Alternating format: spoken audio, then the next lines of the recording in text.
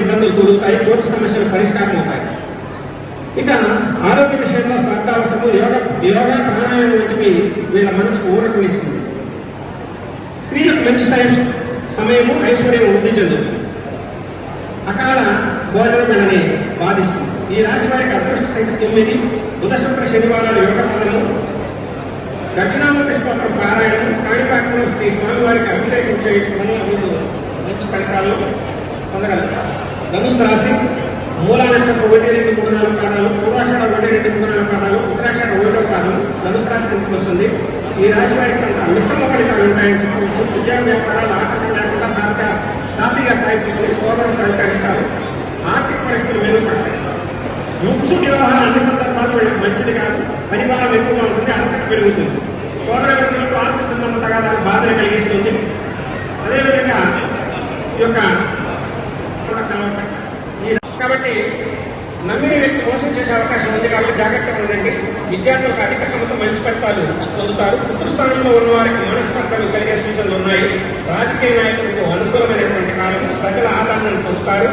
గతంలో చేసిన తప్పులు పశ్చాత్తాపం సరిదిద్దుకుని ఎరగంటే వారికి మంచి గుర్తింపుగా వచ్చి ఆర్థికంగా పొందుకుంటారు. ఈ రాశి వారికి అదృష్ట సంఖ్య 8. సోమం, మంగళ, శుక్రవారం యోగ ఫలము. వీళ్ళకు ప్రతికూల సానుకూలమైన స్తోత్రం పారాయణ చేయడం వల్ల, ప్రతి గురువారం దక్షిణామూర్తి వారికి అర్చన చేయడం, కాణిపాకంలో వరదాస్వామికి అభిషేకం చేయడం వల్ల వీళ్ళకి మంచి ఫలితాలు వస్తుంది. కుంభరాశి గరిష్ట 3, 4 పాదాలు, శతపక్షం 1, 2, 3, 4 పాదాలు, పూర్వభాద్ర 1, 2, 3 పాదాలు.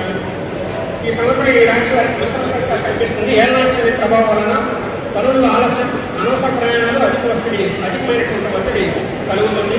ఉద్యోగ విషయంలో అధికారులకు ఒత్తిడి ఎక్కువగా ఉన్నప్పటికీ కోరుకున్న ప్రమోషన్లు లభించి విజయాన్ని సాధిస్తారో విశేష ఆదరణ పొందినటువంటి సంకటహార చతుర్థి ఈ మధ్య ఎక్కడా లేదు. మన దేవాలయంలో ఆదరణ పొందినటువంటి విధంగా ఈ సంకటహార చతుర్థిని ఖచ్చితంగా చేసుకుంటే వీళ్లకు మంచి ఫలితాలు వచ్చేటువంటి అవకాశం ఉంది.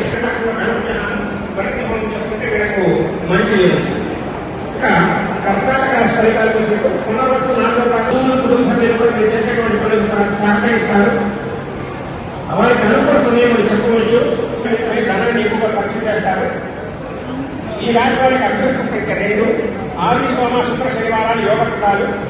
ప్రతి గురువారం దక్షిణామూర్తి ఆరాధన. ఆర్థికంగా మంచి ఉన్నత స్థితికి కూడా చేరుకుంటాయి. కొత్త వ్యాపారాలు అష్టమ శని సంచారం వల్ల అనవసరమైన ప్రయాణాలు కాస్త బాధిస్తాయి. ఎంతో కాలంగా వాయిదా పనులన్నీ కూడా అభివృద్ధి అవుతాయి. జన్మరాశుల పేరు